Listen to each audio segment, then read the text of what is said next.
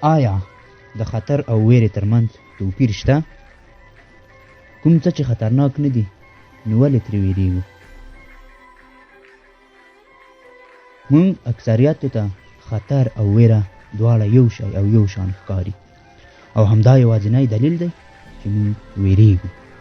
وګورئ، ویره او خطر دوه خطرناکې پدیدې دي چې مونږ یې په یو قفس او چوکاټ کې ساتلي دي، اما په بیلولو او جدا کولو سره یې مونږ تر کنټرول لاندې راوستلی شو. نو راتلونکي کې که چیرې له کوم کار او شي ویرېدلی، له هر څه لومړی له ځانه دا پوښتئ چې آیا دا کار خطرناک دی؟ او که خطرناک دی څومره خطرناک دی؟